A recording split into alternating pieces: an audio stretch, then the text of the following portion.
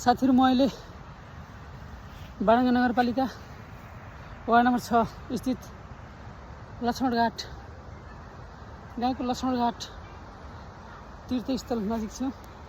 हाम्रो यो बाँध हो, लक्ष्मणघाट बाँध, जुन तपाईले तस्बिरमा देख्नु भएको छ। र म यहाँ घाँस काट्न आएको। घाँस चाहिँ लगभग पुर्याउन थालिसके। यो ठाउँमा को आउनु भएको छ?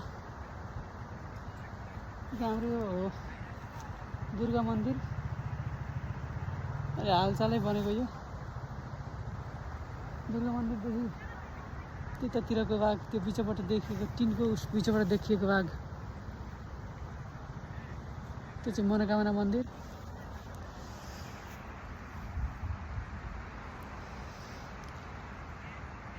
हाम्रो गाउँ कति राम्रो छ हेर्नुस्। पारिपट्टि जङ्गल, यहाँ लक्ष्मणघाट नदी,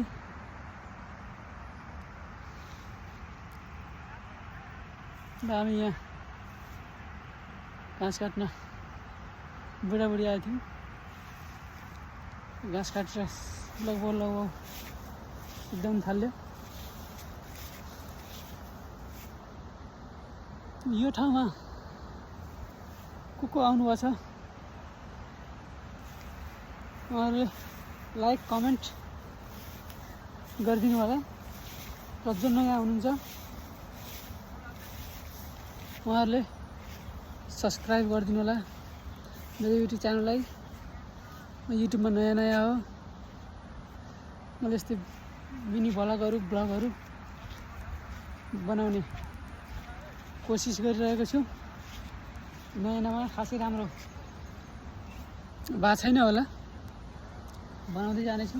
म अझै यो चाहिँ अलिक माथिबाट देखाउँछु। यो तपाईँहरूलाई ल हाम्रो लक्ष्मणघाट यस्तो छ। यहाँ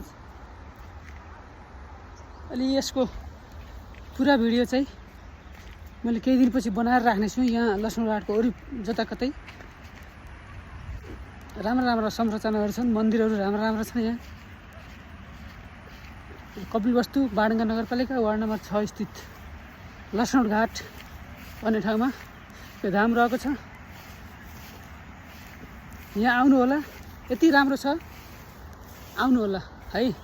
ल by, thank you so much.